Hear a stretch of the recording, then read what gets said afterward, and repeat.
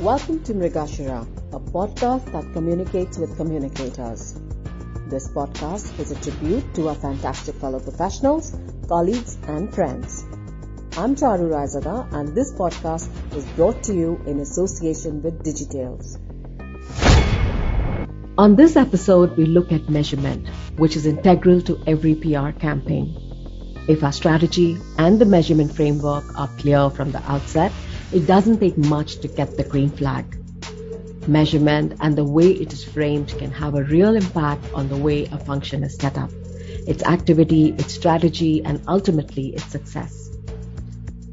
Join me in an insightful conversation with Aseem Sood, CEO of Impact Research Measurement Pvt, and the newly appointed chairman of AMAC, the International Association of Measurement and Evaluation of Communication.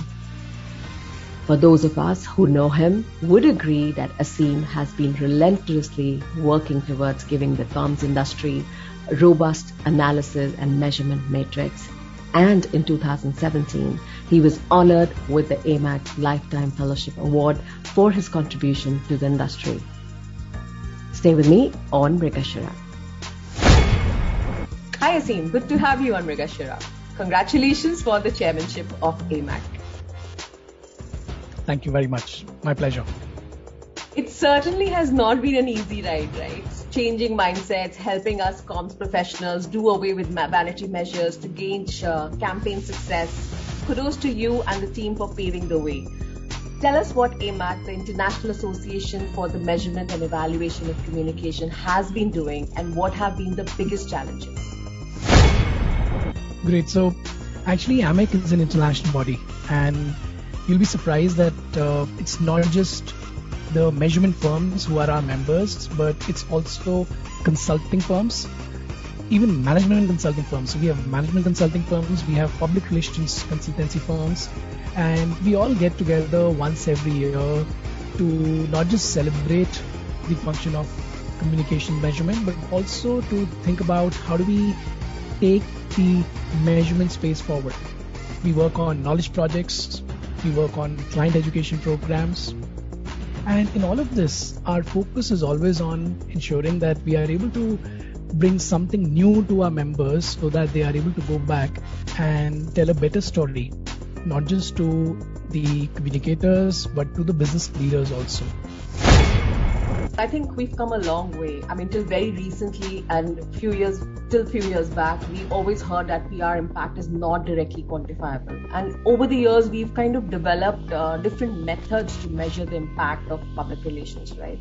So what, according to you, are the smartest ways of measuring the success of a PR campaign?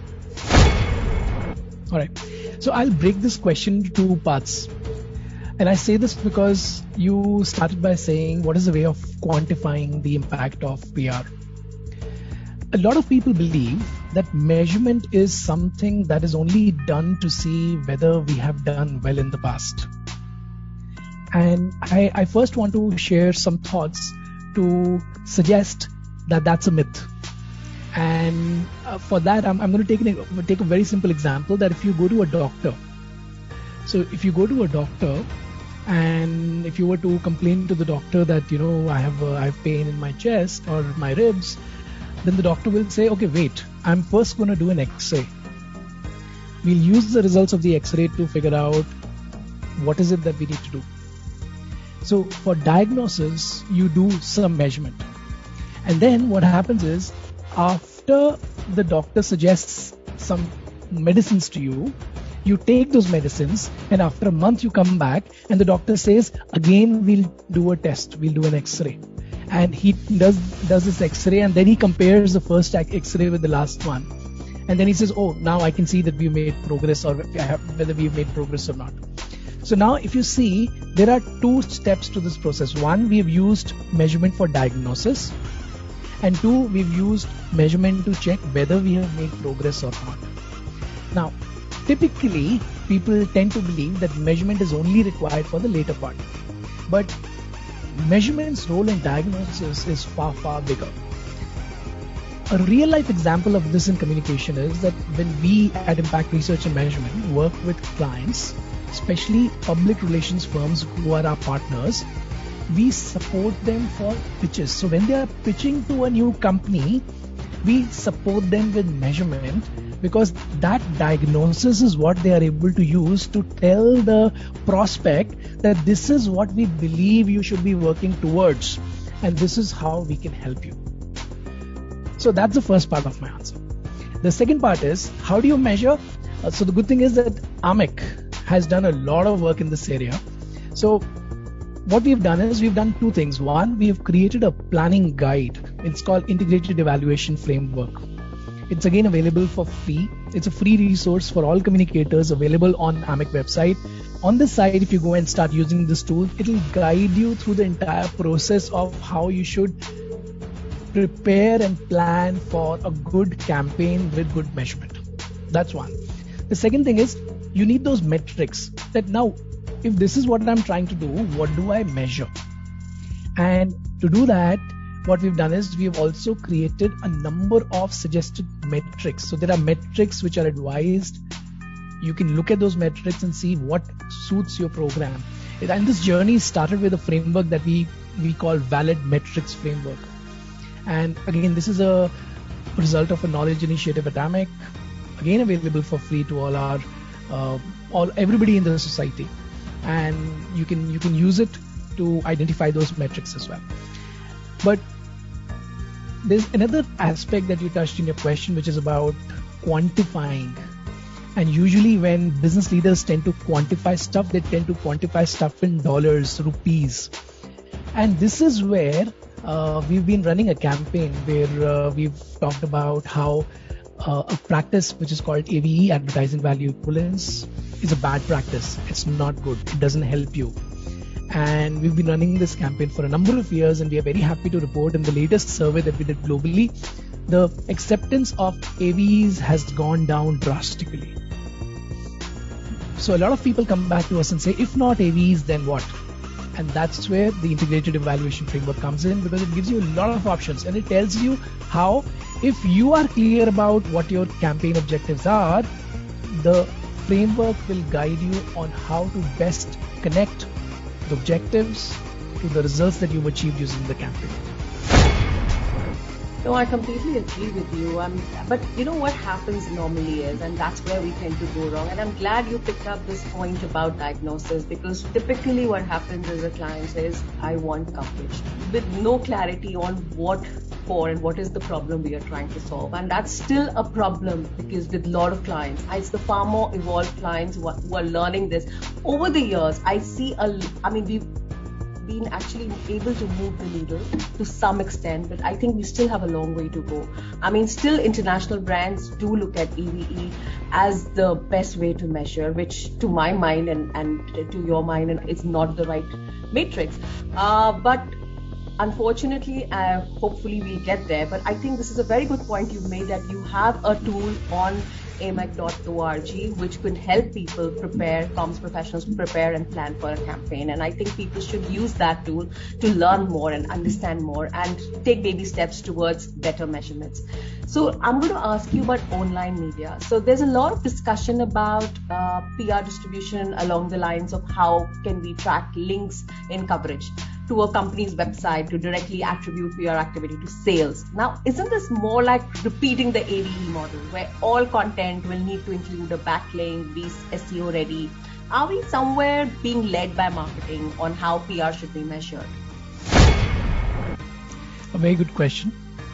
At recently in June, we had a summit in Vienna, which is the AMEC annual summit that we have every year. Again, members from all over the world get together here. The question that you asked about just now is about a concept that we call performance marketing in the online space. And performance marketing used to be a low-hanging fruit all these years. It's like, not many people were doing advertising, or not many people were using performance marketing in online space to build their businesses, and they were getting fantastic results. In the developed world, what has happened over the years is that the cost that you have to pay to attract people in this performance marketing model has gone really, really high. So earlier you were able to bid for a keyword at a certain price, and that price has now gone 50x. So a lot of companies which were gung-ho on performance marketing soon realized that yes, we need to continue performance marketing, but we've reached a plateau wherein we cannot pay more to get what we were able to get earlier. So what they've realized now is that now we need to go back into brand building.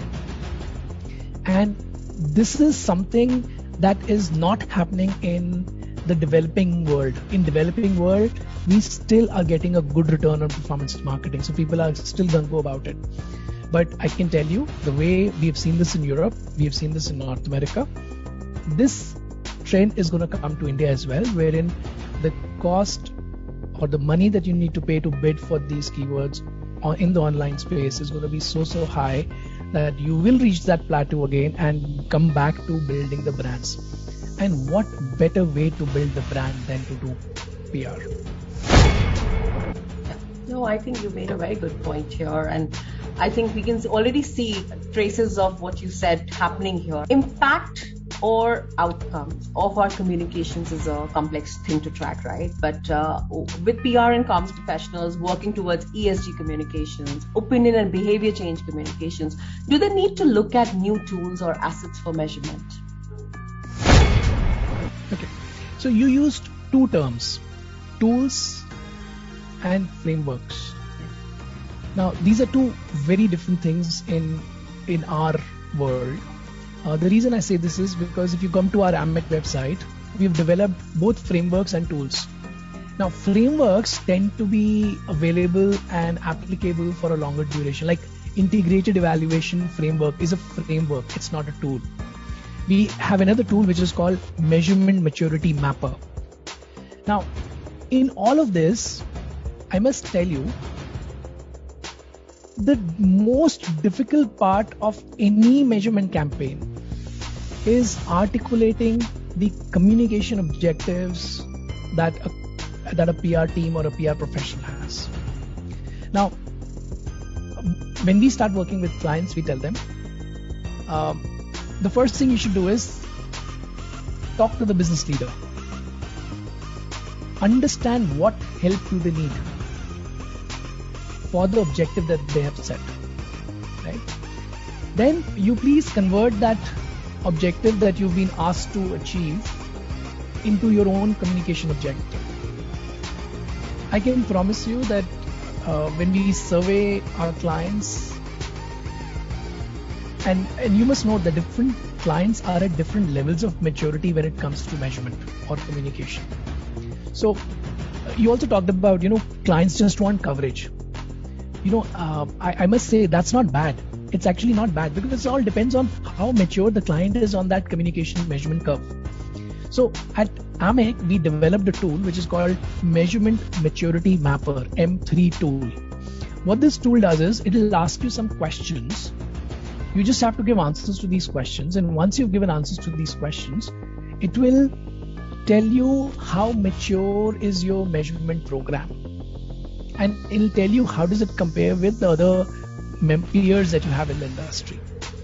Now, for a team or a person who's working on a campaign which is not mature, is in the early stages of maturity, they're probably counting the very basic things may be fine because the program is also growing right now.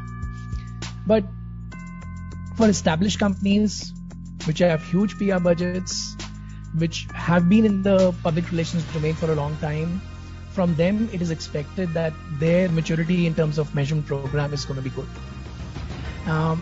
Therefore, what I suggest is that depending on how mature your campaign is, you can actually identify the right metrics that you need to choose for those programs. If you look at models that we have, like the integrated evaluation framework, this model can be applied to a brand building campaign as well as an ESG campaign. In this framework, depending on what your objective is, if you're working on a brand campaign, brand building campaign, it'll have different objectives, and therefore other steps in this entire framework are going to be different. And if you're working on an ESG campaign, while the buckets will remain the same, the elements that you add into these are going to be different. And you talked about outcomes, outtakes, outputs. This framework guides you on how to measure each of these elements. So, tell us, how do you see media tracking and analytics changing with many media outlets now choosing to go behind the wall? Yes, so that's a big question. So what happens is when a lot of these content items are behind the paywall, then getting access to these content items is difficult.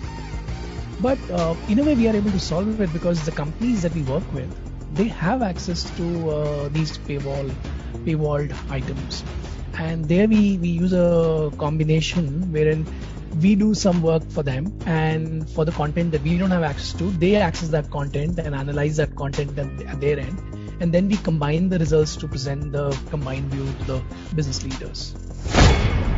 So just last question, some quick tips on how today's young comms professionals should develop their measurement skills to succeed in PR? So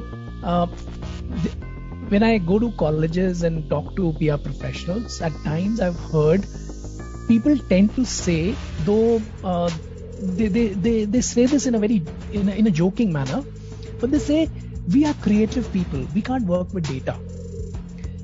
And I must share with you that this is a fallacy. Irrespective of the profession that you're going to be in going forward, you will have to play with data. And data forms an integral part of any profession going forward. So now, we don't expect the PR professionals to be experts in artificial intelligence. We don't expect them to know what are the machine learning algorithms available out there, but they should be knowledgeable enough to ask the right questions. They should know how to utilize that data to solve the problems that they have. They should know very basic use of at least tools like MS Excel. Because there'll be times when you will have to clean up some data. You can actually do it on your own using tools like MS Excel. And then for advanced analytics, you can reach out to an expert. But when you do that, you should be able to ask the right questions. You should be able to understand what the person is giving to you as a solution. And this much expertise and knowledge even PR professionals need to have. So please don't be scared of data. You should try and learn more about how to utilize the data in the work that you do. I think data combined with creativity is the perfect building block for a superb campaign, and along with a great measurement, layer to it.